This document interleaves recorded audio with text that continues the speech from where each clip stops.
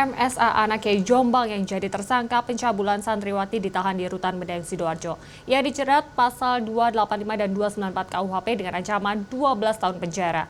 Sementara DPP Organisasi Sidikiyah menyayangkan pembekuan operasional pesantren oleh Kementerian Agama sebagai imbas kasus pelecehan oleh MSA.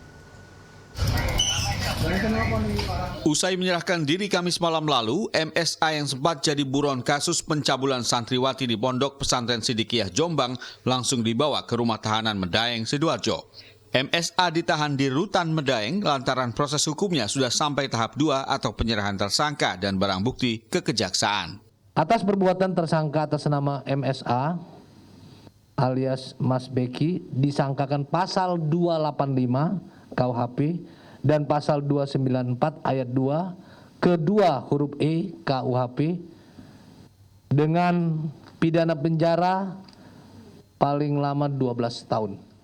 MSA ditetapkan sebagai tersangka kasus pelecehan seksual terhadap santriwatinya sejak 2019 silam. Ia sempat mengajukan pra-peradilan ke Pengadilan Negeri Surabaya namun ditolak pada Desember 2021. Penangkapan MSA terkesan berlarut-larut, salah satunya karena banyaknya massa yang mendukungnya. Polisi bahkan sempat mengamankan 323 simpatisan MSA. 5 orang kemudian dijadikan tersangka karena melawan dan menyerang petugas.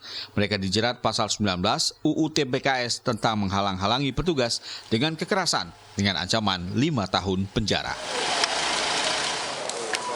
Sementara itu, pihak pesantren Majmu'ah Al-Bahrain Sidikiyah Jombang melalui Joko Herwanto, Ketua Umum Dewan Pimpinan Pusat Organisasi Sidikiyah, menyayangkan pembekuan operasional pesantren dan keterlibatan MSA dalam kasus pelecehan seksual.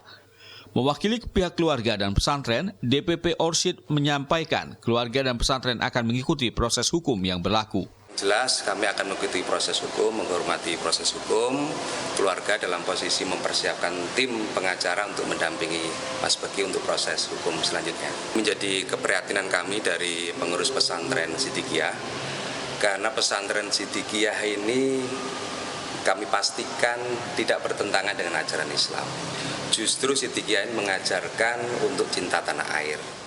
Sementara itu, pasca penutupan Pondok Pesantren Sidikiyah di Ploso, Jombang, pengasuh Pondok Pesantren Tebu Ireng, Kiai Haji Fahmi Amrullah Hazik atau Gus Fahmi, meminta Robitoh Ma'had Islamiyah, organisasi NU yang menaungi pesantren, untuk menampung ribuan santri Sidikiyah yang terimbas kasus ini. Dari NU atau RMI bisa berkoordinasi untuk menampung santri-santri yang memang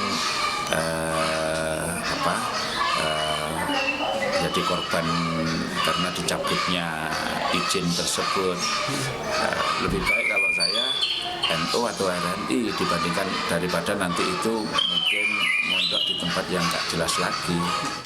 Gus Fahmi juga menjamin NU memiliki banyak pesantren berkualitas dengan sanad yang jelas. Seperti diketahui, kasus pencabulan yang melibatkan MSA berbuntut pencabutan izin operasional pesantren Sidikiyah.